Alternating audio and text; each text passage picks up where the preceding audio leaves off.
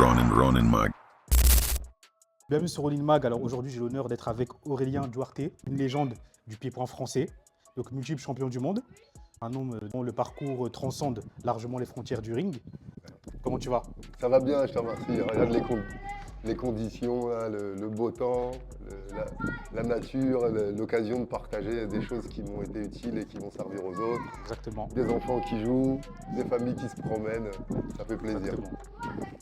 Tu es né à Dakar, Ouais. deux parents capverdiens. Donc tu arrives en France à 3 ans, c'est bien ça? C'est bien ça, il a bien bossé. C'est ça. Et qu'est-ce qui a amené tes parents à Dakar du coup? Je crois ce qui a amené ma mère du Cap-Vert à Dakar, c'est la pauvreté. Hein. Souvent ce qui pousse à l'exode, à quitter sa terre, à quitter sa famille. Avant que ça soit de pays en pays, c'était de région en région. C'est l'opportunité d'une vie meilleure, les études pour les enfants, une meilleure condition, et puis tout simplement, je crois, de quoi bouffer, parce que nous, on ne connaît pas ça. Ok. Mais ma mère a connu des famines au Cap-Vert. Il y a eu des périodes où il n'y avait rien à manger. Rien à manger. Elle avait déjà mis 2 enfants au monde là-bas. Elle est partie à Dakar chercher de l'argent qu'elle envoyait au pays. Puis après, elle a eu 2 enfants à Dakar. Et puis après l'étape d'après, après le Dakar par rapport au Cap-Vert, c'était la France. Après, donc, tu grandis à Villejuif, Ouais, alors avant ça, à Villejuif, je suis arrivé à 8 ans. 8 ans à Donc Villejuif. de 3 ans à 8 ans, il s'en est passé des choses parce que de 3 ans à 8 ans, j'ai fait pas mal le tour de la France. Oh bonjour madame. Vous le laissez ça, c'est bon ça. Donc je suis arrivé dans l'est de la France. J'ai fait du foyer, de la famille d'accueil dans des petits bleds. Ensuite j'étais à Voipy dans la première cité et ensuite on est arrivé à Villejuif. Comment ça s'est passé ton enfance à Villejuif du coup? Alors je crois que l'enfance à Villejuif, elle commençait à bien se passer dans le sens où on s'est posé. Parce que comme je te dis, je suis arrivé en France à 3 ans. Pendant 3 mois, j'étais tout seul dans un foyer militaire. Après, pendant 2 ans, dans une famille d'accueil sans voir ma mère beaucoup. Et comme beaucoup d'enfants, ben, j'ai pas eu de vécu de violence, j'ai pas été privé de nourriture ou de choses comme ça, mais j'avais pas mon lien affectif. J'avais ni mon père ni ma mère. J'avais quitté une terre, un pays, une langue. C'est super dur. Donc ouais, l'enfance était compliquée. J'ai aucun souvenir avant Villejuif. D'accord. Peut-être le fait de changer tous les ans de classe. Tu sais, des fois, on se souvient de son copain de CM2 parce qu'on a les photos de classe encore, et puis on l'a vu au collège et on l'a vu au lycée. Moi, tous les ans, ça changeait, donc je n'arrivais pas à me souvenir. Et c'est là que j'ai développé ces fragilités d'être très introverti, très timide, souvent malade, mauvais à l'école. D'accord. Et après, j'ai commencé à développer des fractures, mais vraiment, avant Villejuif, j'en avais marre d'être un nomade. Je savais pas qui étaient mes potes. Tu sais, je suis la caravane, mais tu vois sur les têtes, sur mes photos, c'est ça comme quoi, tu vois. Et arrivé à Villejuif, ben, j'ai l'impression qu'on se pose un peu. J'ai fait une première année, je fais mon CM1, je crois. Et on reste pour le CM2.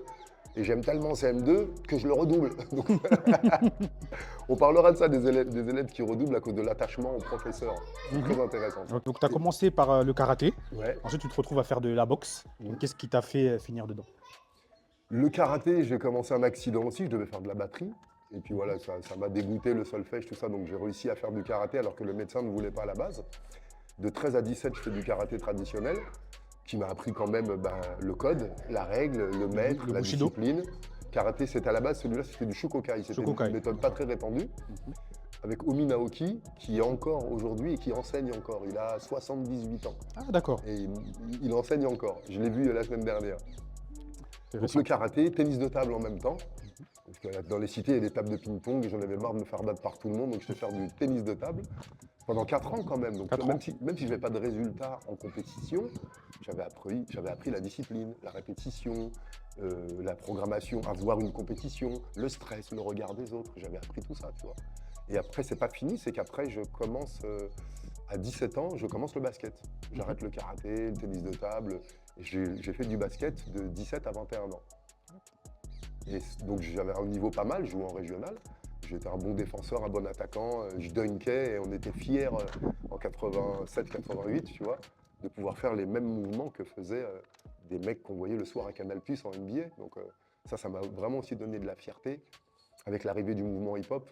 Donc rap, basket, les sorties, les playgrounds, un groupe d'amis, on jouait contre des ricains qui venaient l'été en vacances ou d'autres joueurs très forts. Donc c'était une période qui m'a beaucoup renforcé, beaucoup aussi donné de tonus et de puissance parce que aller chercher les ballons au-dessus de l'arceau, faut des bonnes jambes, tu vois. Et suite, pareil, un problème de licence. Je ne peux pas jouer en compétition à mon nouveau club à Bourg-la-Reine. Et donc là, frustration, colère. Et c'était les années 91, arrivée de kickboxer, Jean-Claude Van Damme. Mhm. Et je refais un stage de kickboxing comme ça, loisir, pour goûter. Et je me dis, allez, j'en fais à la rentrée. Mais comme ça, juste en attendant de pouvoir rejouer au basket. Et 3 mois après, j'ai eu mon entraîneur Patrick Réa et Francis Hamdaoui de Villejuif, que je salue. 3 mois après avoir commencé au mois de septembre, octobre, novembre, novembre ou décembre, je suis sur le ring, quoi. Je suis en quart de finale championnat de France classé. Après 3 mois Après 3 mois de boxe. Donc classé, c'est vraiment les débutants. Aujourd'hui, on leur demande d'avoir un bagage technique, mais à l'époque, ou à première année de boxe, tu pouvais faire le championnat de France classé. C'était pas exceptionnel, quoi. Aujourd'hui, c'est quand même exceptionnel. Au bout de 3 mois de faire championnat de Ouais, France classé. de faire des vrais combats, ouais. en plus plein contact, tu vois. Classé, c'est pas un contact. Ouais. Protège tibia facultatif, moi j'en avais pas mis. Et puis cette pression, tu sais, au-delà du sport lui-même, se battre pendant 6 minutes face à quelqu'un, avec le risque de te blesser, de blesser l'autre, et avec des gens qui regardent. Tu te souviens la bagarre au quartier ou à l'école quand tout le monde fait le rond? Tu sais, ça met une pression et en même temps c'est flippant, quoi. Et là j'avais ça de manière officielle, et ouais, ça m'a beaucoup apporté. Alors, petite parenthèse, donc tu me parlais donc, de l'école du hip-hop. Ouais. Donc, il me semble que tu es l'oncle du rappeur Stomy Bugsy. Ouais, de l'artiste. De l'artiste Stomy Bugsy. Donc, bon, vous n'avez pas une très grande différence d'âge, Ouais, mais tu restes quand même son oncle. Hein. ouais, c'est Donc, tonton. C'est ça, exactement. Donc, par contre, tu l'as découvert durant ton adolescence. Donc, tu n'as pas forcément grandi avec lui au début. Pas du tout. Donc, comment s'est faite la rencontre? Ben, tu sais, quand tu as 1, 2, 3, 4 frères, c'est peut-être possible de grandir ensemble. Même on avait des familles traditionnelles françaises qui ont 7, 8, 9 enfants, tu vois. Mon père a fait 49 enfants. Ah. Refais rewind et réécoute parce qu'ils ne vont pas me croire. Mon père a fait 49 enfants à 49 Dakar, enfants. dans la même ville, Dans la même ville. avec 7 ou 8 femmes différentes, pratiquement en même temps. Donc, il était très productif. Il était très productif, très beau gosse, très charmeur. Et j'ai l'impression aussi que ces femmes étaient très naïves. Le coq du village, tu peux pas le transformer en papa à la maison, tu vois. En effet. Et donc séducteur, enfin bref, il montait à cheval, il faisait de la boxe, je l'ai appris bien plus tard. Et donc toutes ces femmes qui avaient des enfants du même homme, de mon année 70, on est 4. 4 de l'année. Oh. C'est du grand n'importe quoi. C'est des demi-frères, pas des jumeaux, mais limite. Quasiment, on a tous le même père, tu vois. Exactement. Et quand les femmes se croisaient dans la rue, elles croisaient une rivale enceinte. Il y a eu de la magie noire, il y a eu des... Elles se sont fait du sale entre elles. Vous imaginez bien ce que peut faire une femme jalouse, tu vois. Et donc, ces mères, quand elles quittaient Dakar et qu'elles venaient s'installer en France, elles ne communiquaient pas entre elles, puisqu'elles étaient rivales. Donc, elles ne nous disaient pas qu'on avait des frères et sœurs et des enfants. Les plus grands le savaient. Le père de Stomy, qui est un des plus grands, Louis Duhart, mes autres frères le savaient. Et moi, j'ai quitté Dakar, j'avais 3 ans. Je ne me souviens pas. J'avais ma sœur Ginny. J'avais un autre frère, Januario, et une autre sœur Louch que ma mère avait eu d'un précédent homme avant, au Cap-Vert. Mais je n'avais pas connaissance de tout ça. Et j'ai rencontré, donc, une fois à 13 ou 14 ans, il y a un des frères qui vient à la maison. Et il me dit, je suis ton demi-frère. Bon, je l'ai vu sans plus que ça. Et une fois à 18 ans, je crois, 88, je suis à Saint-Michel, looké Public Enemy, Los Angeles Raiders. À l'époque, ouais. Voilà, je suis avec mes potes en train de manger un sandwich. Et il y a un mec qui s'arrête devant moi. Bonjour, je m'appelle Louis et je suis ton grand frère. Et c'était donc le père de Stomy. Père de Stomy. Moi, je restais bloqué comme ça, à 18 ans, c'est brutal, tu vois. Quand même, c'est vrai que cet âge-là, t'es déjà majeur. Et je rentre à la maison, maman, je croise un mec dans la rue, il me dit que c'est mon frère, c'est quoi ce bazar? Assieds-toi, mon fils. Et là, elle m'a dit quelques mots, mais elle m'a pas tout dit. C'est là que tu as découvert que tu étais l'oncle de Stomy. Alors, à cette époque-là, pas encore, parce que je crois que 88, Ministre Hammer, je ne sais pas s'il avait encore commencé. Ministre Hammer, c'est vraiment début des années 90, 91, voilà, donc 92. peut-être qu'il n'était pas encore formé. Moi, je n'étais pas encore boxeur. Donc, on ne s'est pas vu pendant un bout de temps. Et c'est bien après, dans ma carrière, je crois en 93 ou 94, j'avais vu sur les albums Gilles Duhart, dédicace à la famille Duhart. Lui, il savait que j'étais de sa famille, mais il ne savait pas trop qui j'étais, tu vois. D'accord. Et je crois qu'un jour, il répétait un de ses concerts. Il y a la salle à Paris, la Cigale, et en dessous, il y a une salle de répétition qui s'appelle la Boule Noire. Et un photographe qui me suivait pour un magazine de boxe s'est trouvé à le suivre lui pour un magazine de musique. Et il m'a dit, le même jour, il m'a dit, je vais organiser la rencontre. C'est fort quand même. Hein. Bah oui, c'est Que fort. ça soit un étranger à la famille, un photographe qui nous... Qui te présente ton oncle, enfin non, ton neveu. Ouais. Et pour expliquer aux gens, mais t'as pas eu envie de les voir? Ben non, parce que moi-même, j'avais ma sœur Virginia, j'avais mon grand frère et ma grande sœur Januario et Louch. Ma mère avait 9 frères et sœurs qui eux-mêmes avaient des tripotés de gosses. Donc moi, toute mon enfance, quand je suis retrouvé ma mère, j'avais des cousins déjà énormément du côté de ma mère. Donc je ne vibrais pas le manque, tu vois. Et donc ce journaliste m'amène à la salle de répétition. Et je me rappelle, on rentre dans la Boule Noire et Stomy répète un morceau. j'avance un petit peu, je passe sous les gradins, j'avance. Et quand il me voit, il s'arrête de chanter. Et j'avance vers lui, et donc je me présente, et il me dit « Oh là là, quand t'es rentré, j'ai vu mon père jeune. » Mais c'est vrai que je ressemble à Louis, à mon grand frère.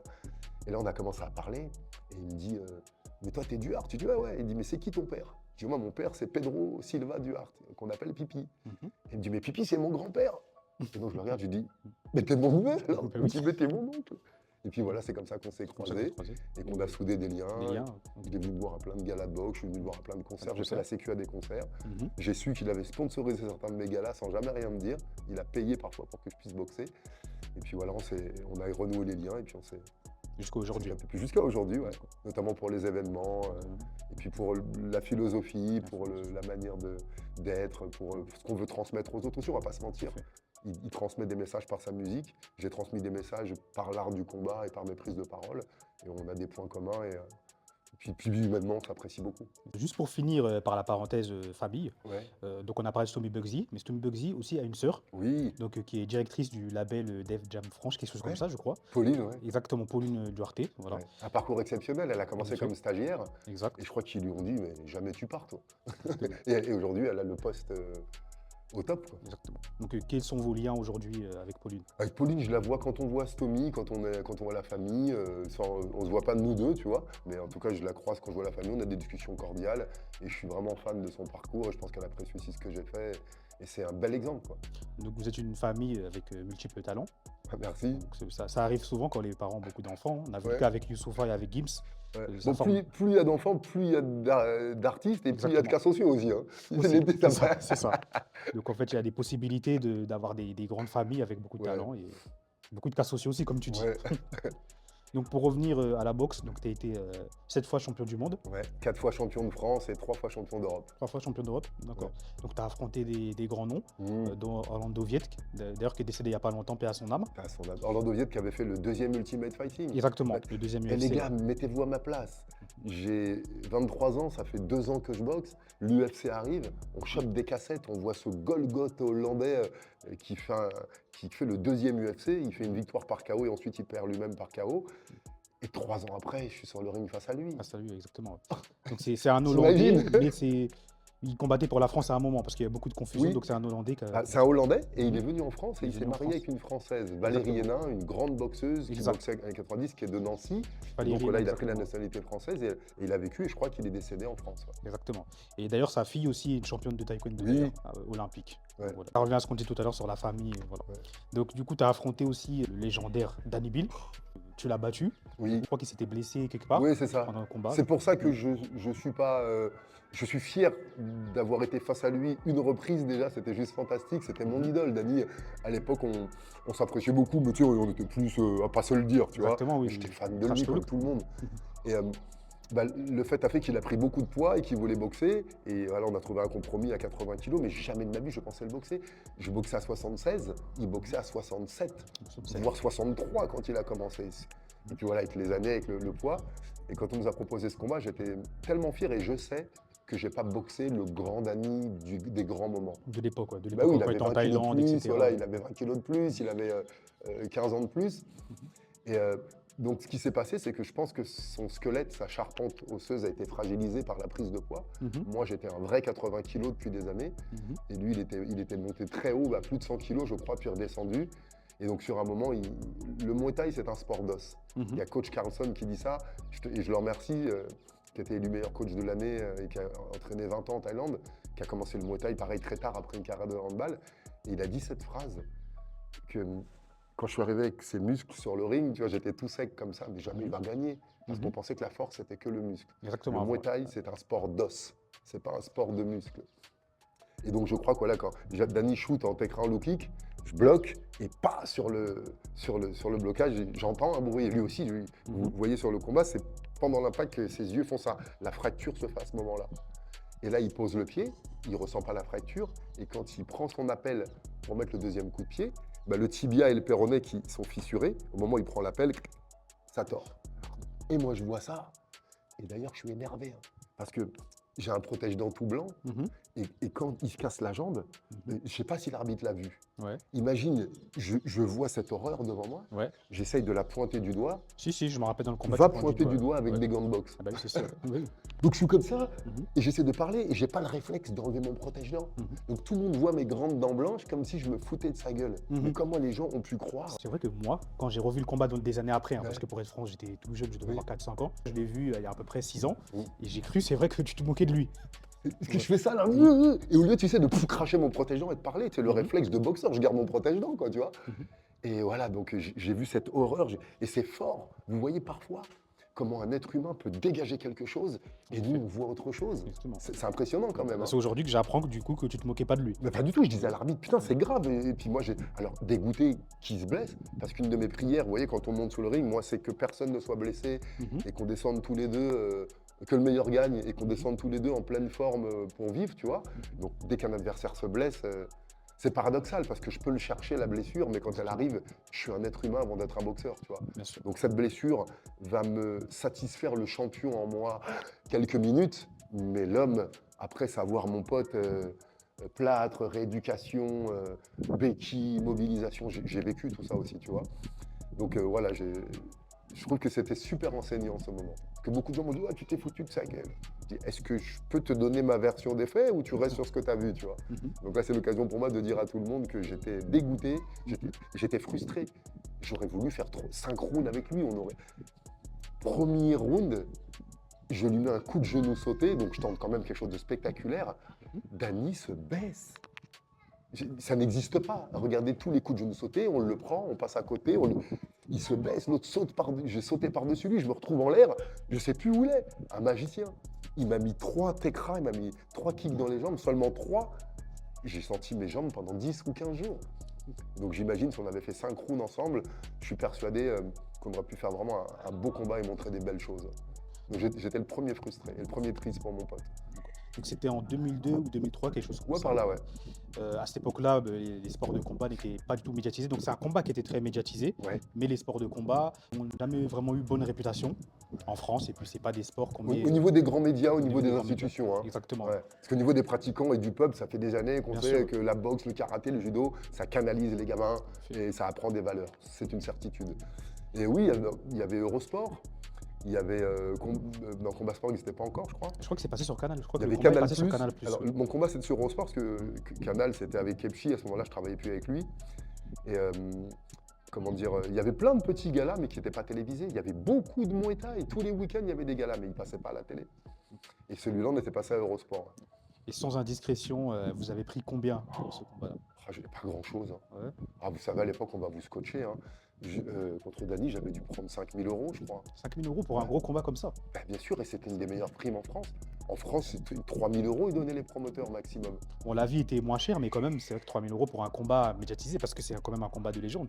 Aujourd'hui, on parle de Baki Doumbé, Bien sûr. mais sportivement parlant, c'est un combat qui est largement plus Ah gros oui. que ce type de Sportivement, combat, c'était. sans manquer de respect à qui que ce Bien soit. sûr, sportivement, c'était vraiment comme un derby, comme quelque chose, un combat exceptionnel.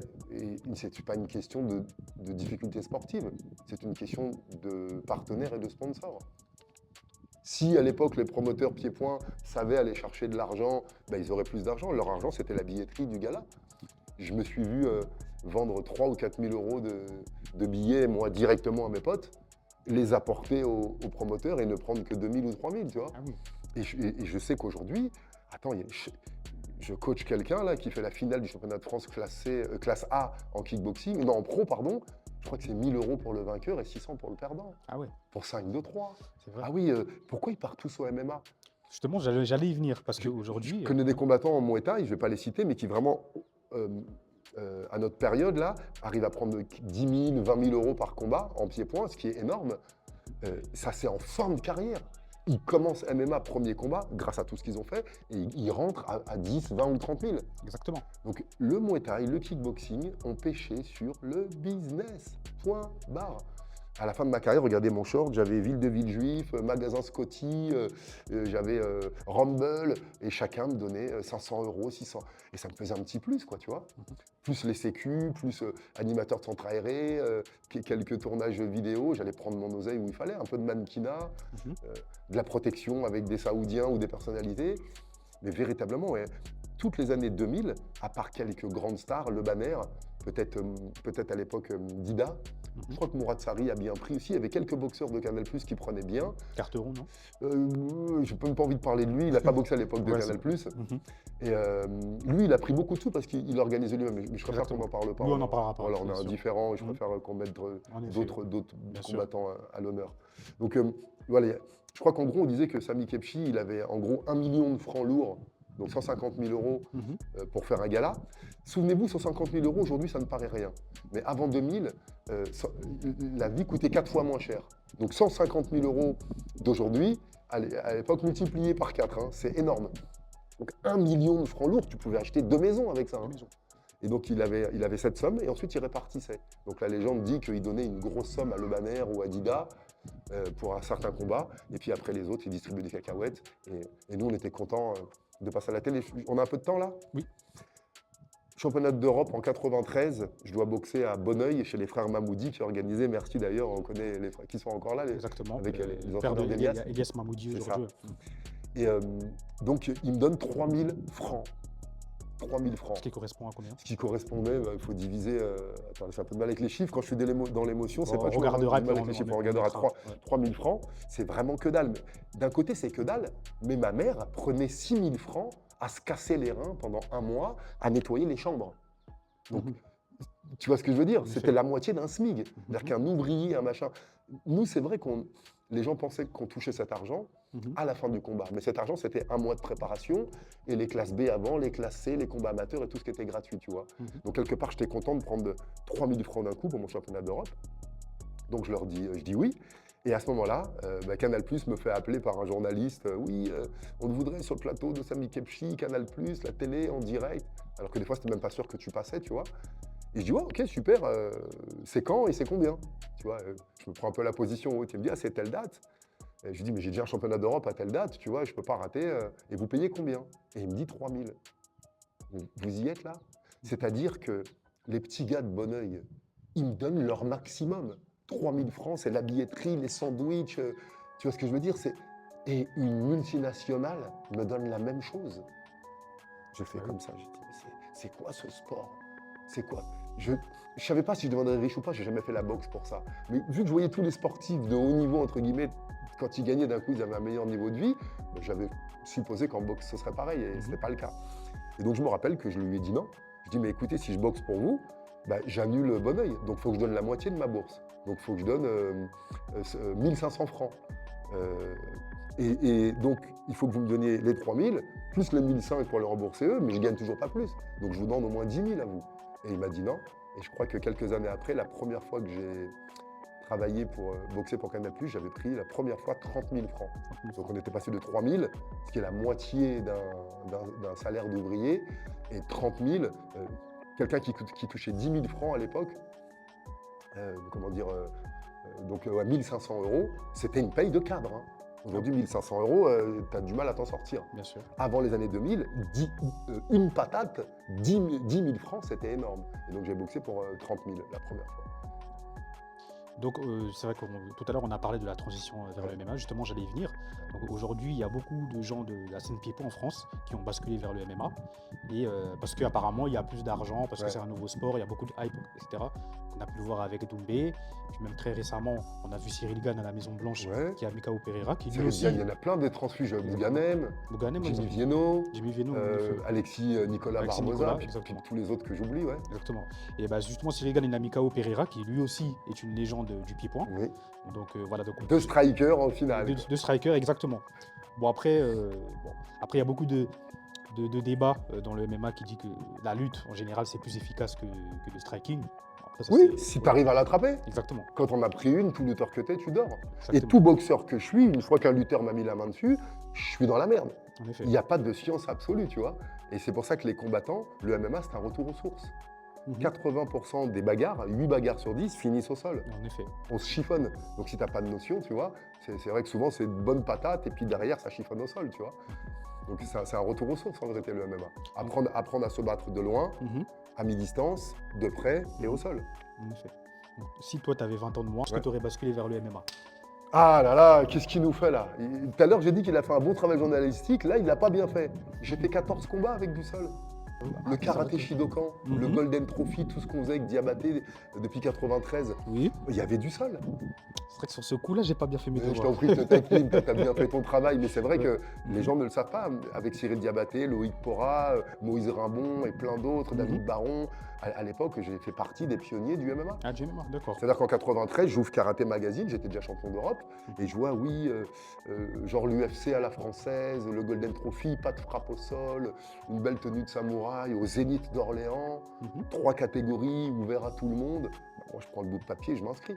Et je vais voir Jean-Marie Merchat de Tension, et Jean-Marie, viens, je me suis inscrit à ça, faut qu'on fasse du sol. Je connais pas, moi. Dans la salle, il y a quelqu'un qui a déjà fait du judo, là. Ouais, bon, vas-y. Bah, t'essaies de le mettre au sol et lui te met des coups de genou. Tu vois, on a commencé comme ça. 93, mon premier combat avec du sol. 93. Et c'est là que j'ai rencontré Cyril Diabaté, Sur le Diabaté, oui. qui était venu faire le Golden Trophy et qui arrivait sans coach. Parce que son coach n'avait pas confiance en lui. Regardez les histoires de dingue. Son coach lui a dit, ouais, t'as pas le niveau et je t'accompagne pas. Il est venu, il a pété le tournoi, 3 combats, 3 KO. Et en finale, il tape Jérôme Turcan. Jérôme Turcan qui avait perdu le tournoi des 100 000 $ contre Rob Kaman, et de peu, qui avait fait un super... Donc cet inconnu tape Turcan, gagne le tournoi, et nous dit, bah, vu que mon coach n'a pas confiance en moi, je vais venir à haute tension. Et c'est comme ça qu'on l'a drafté à haute tension. D'accord. Et c'est vraiment lui qui a amené cette dimension sol. Moi, ça me plaisait pas tant que ça, je préférais le pied-point. Ça donnait plus d'occasions de combat. À l'époque, pareil, on devait toucher 3 000 ou 5 000 francs, peut-être 10 000 francs le combat, donc 1 500 €. C'était énorme à l'époque, tu vois. Donc j'avais rajouté ça par curiosité, par intérêt financier aussi. Protège tibia, casque, je peux faire un combat. Attends, moi je shoot depuis le début sans protège tibia. Tu as des protège tibia, casque. Je peux boxer et la semaine d'après je reboxe, quoi, tu vois. Les mecs aujourd'hui, vous les voyez boxer 3-4 fois par an. Moi des fois je boxais allez, 1 fois tous les mois, voire 2 fois. Quand c'était des tournois, c'était 3 fois dans la même soirée, tu vois. Comme il y avait moins d'argent, il fallait boxer plus, tout simplement. C'est vrai que les gens du pied-point, donc de la boxe et du kickboxing, ont tendance à plus boxer, parce que déjà, ils ont moins peur de la défaite. Ouais. La défaite est mieux vue dans les sports de pied-point qu'au MMA. Et puis, c'est dû à quoi? Parce qu'au MMA, tout le monde a peur de perdre son zéro à cause de la culture des Khabib, etc. À cause de l'interdiction de se tromper, l'interdiction à l'erreur. On a les résultats aujourd'hui de notre éducation, de ce formatage, de ce dressage à être parfait. Que si tu perds, mais je l'ai ressenti ça, moi, perdre des combats, rentrer la tête basse, la double peine, se flageller. Déjà, tu perds, ça fait mal. Et en plus, on va rajouter la culpabilité ou le ressentiment, c'est l'arbitre. Qu'est-ce que c'est que ce monde où depuis la maternelle, on t'apprend, faut pas te tromper, ne fais pas d'erreur. T'es pas une bonne personne si tu te trompes. Quand t'as vécu ça, déjà tout seul chez toi avec ta mère, quand tu te trompes, t'as honte. Mais imagine quand la France te regarde, quoi. Ou le monde. Donc je comprends tout à fait cette éducation à l'interdiction de se tromper. Ces violences éducatives, ces brutalités, et j'en ai appliqué aussi, demandé à mes enfants, pour ça que j'ai corrigé le tir, bah ça fait aujourd'hui que les gens ont peur d'être déshonorés ou croient qu'ils n'ont plus de valeur parce qu'ils ont perdu. Jusqu'au moment où ils ressortent la phrase, soit je perds, soit j'apprends. Il faut vivre ça, mais je sais que par exemple mon fils, je l'ai élevé vraiment, déculpabilise, qu'est-ce que tu as appris, passe à autre chose. Et je vois qu'il s'abîme beaucoup moins que moi, il a beaucoup plus confiance. Après, c'est vrai qu'aujourd'hui, pour parler du MMA, il y a une très grosse hype. Ouais. Après, il y a aujourd'hui ce qu'on appelle du trash talk. Oui. Donc, parfois, aujourd'hui, il y a des gens qui deviennent la risée des réseaux sociaux parce qu'ils ont fait un combat, ils ont perdu, parce que aussi ils ont trop parlé. Donc Oui. en fait, c'est à double tranchant ce type de choses, parce qu'il faut vendre les combats, parce qu'aujourd'hui, voilà, il y a une hype qui se fait grâce à ça, mais ça peut te porter préjudice en tout cas. Bien sûr, si tu as ouvert grand ta bouche et que tu assumes pas, bah, comme disait Doumbé à une époque, il parle beaucoup, ouais, mais derrière, avant ce combat avec Baki et Lépine, là, il éteignait les mecs. Il a toujours assumé. Schulmeyer en kickboxing, il a frappé tout le monde et surtout, il concrétisait derrière. Ouais, le trash talk, ça me dérange à partir du moment où c'est insultant. En effet. Le trash talk, ça a toujours existé. Regardez Mohamed Ali. Celui qui Il a balançait des inventé vannes, il y avait de la poésie, il y avait du rythme, il taquinait les mecs, tu vois. Et t'avais McGregor, c'était un peu plus trash. ça a été violent, commencer à insulter les religions, mais arrêtez, c'est plus des arts martiaux. Quelle est la première valeur des arts martiaux? Le respect. Le respect. Donc quand je vais insulter ta mère ou machin, mais c'est du grand n'importe quoi. Je comprends pas, je suis pas sûr qu'ils vendraient moins de tickets s'ils le faisaient pas. Je pense que beaucoup de combattants ont des colères personnelles et ça ressort. Parce qu'on a eu l'exemple il n'y a pas longtemps, donc il y a un petit jeune qui s'appelle Paul Denach, je sais pas si tu as J'ai entendu suivi. parler, ouais. Donc il y a eu une grosse hype, il y a eu quelques insultes, et malheureusement, il a perdu le combat au bout d'1 minute 30. Donc ça a fait le tour, il y avait 12 000 personnes. Donc maintenant, aujourd'hui, sur les réseaux, c'est compliqué. Donc quel conseil tu donnerais aux jeunes aujourd'hui pour poursuivre, on va dire, le bon chemin des arts martiaux? Bah, le respect, la voie du respect, tout est dit. Est-ce que j'ai besoin de te rabaisser? Est-ce que j'ai besoin de... Ouais, je te respecte, mec. Demain, je vais gagner et je vais tout faire pour gagner. Et je sais que je suis meilleur que toi, mais je suis fier que tu sois là et merci, on va faire ça propre, tu vois. Souvent, on a fait des arts martiaux, on a fait des sports de combat pour pas faire du sale et pour pas faire du terre-terre et mal parler. Et tu vas ramener les valeurs de la rue dans les arts martiaux. Les élèves, quand ils rentrent dans ma salle, ils sont choqués. Il y a des mots qu'on ne dit pas et des attitudes qu'on n'a pas. Il y a un endroit justement pour apprendre à faire autre chose. Et j'aimerais que les arts martiaux impactent ta vie et toi tu vas faire que ta vie va venir impacter mon dojo, ma salle et ma manière de pratiquer. Donc je crois qu'on a un monde de division, il y a beaucoup de colère et en plus de se taper dessus, c'est pas suffisant. Maintenant, il faut s'insulter et se manquer de respect. Oh, on va où là? On va où? Ils sont très peu à le faire quand vous regardez en vérité. Bien sûr. Ils sont très peu à le faire. Je suis pas sûr que ça fasse vendre plus de billets et chacun son histoire, mais quand tu as des colères et qu'on te tendra un micro, les colères sortiront. Et tu déguises ça pour remettre un peu de douceur et de délicatesse. Quand j'ai boxé Dany, donc déjà tout le monde, du hard Dany, c'était improbable, pas même KT, moi j'étais plus kicker, lui plus Muay Thai, tu vois. Et donc c'était le kick contre la taille, c'était le 93 contre le 94.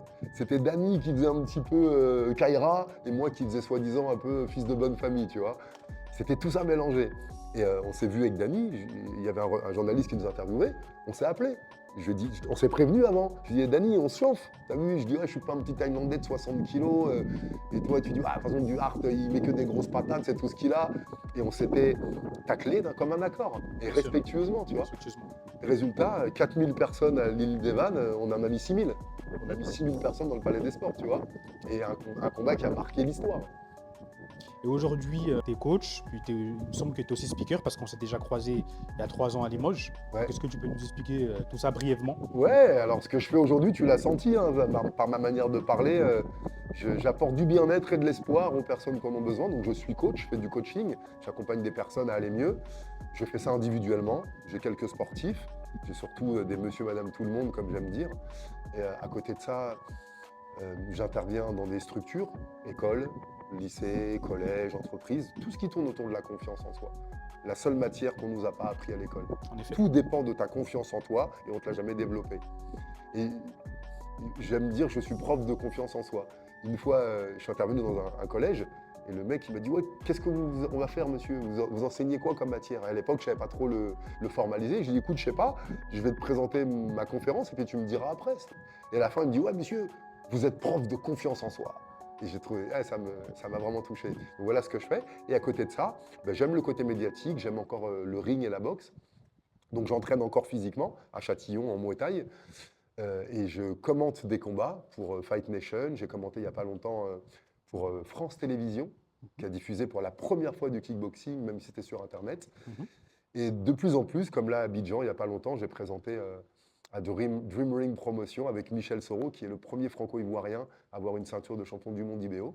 J'ai présenté sur le gala, sur le ring, donc avec le costard, les round girls, en tant que maître de cérémonie, mon premier championnat du monde de boxe anglaise. Et je présente des galas de MMA, de Muay Thai. J'anime. Pour vous dire pourquoi je fais ça, quand j'étais boxeur, un mois de préparation, de régime, d'investissement, de privation, c'est mon soir.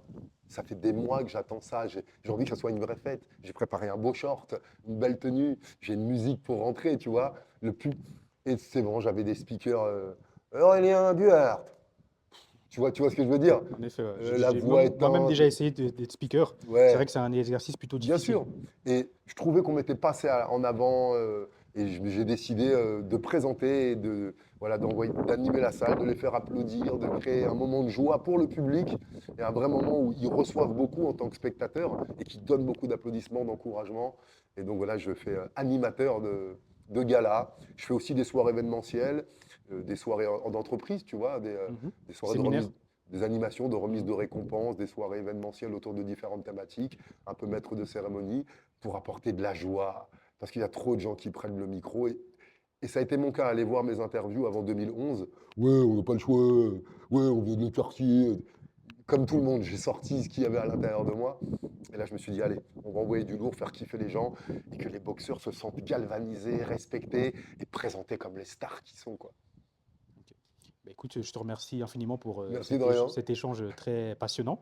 Merci. Donc, ouais, juste avant qu'on se quitte, est-ce que tu peux nous dire sur quelles réseaux on peut te suivre? Ouais, bah, tu peux me suivre sur Instagram, sur LinkedIn, Facebook, il y a quelques traces, je crois. Il y a quelques sites internet, il y a mon adresse mail sur internet, tu me trouveras si tu veux me trouver. Et si tu le permets, Dorian, j'aimerais bien offrir à tous ceux qui regarderont cette vidéo, ce podcast, merci pour le temps que tu nous as accordé. Ben, j'ai envie de leur offrir une formation Mhm, qui était vendue il y a 5 ou 6 ans, 2000 euros. mhm. J'ai fait des longues semaines de travail, j'ai synthétisé 50 années de vie et j'ai fait 21 vidéos de motivation à écouter le matin et 21 écoutes méditatives. Parce D'accord. que là, tu vois, on est dans le yang, dans l'actif, Mhm. et c'est important. Il y a des choses qui vont te toucher là, et quand tu vas aller dormir ce soir, bah, ton petit vélo va se remettre à tourner. C'est bien que pendant que tu te poses, peut-être tu réécoutes au calme. Donc il y a des vidéos de motivation et des écoutes méditatives sur la confiance en soi. Et donc chaque personne qui m'enverra un petit message, salut Aurélien, envoie-moi la formation, je te fais ce cadeau de 2000 euros et qui, je suis sûr, te fera beaucoup de bien. Merci beaucoup. Merci beaucoup.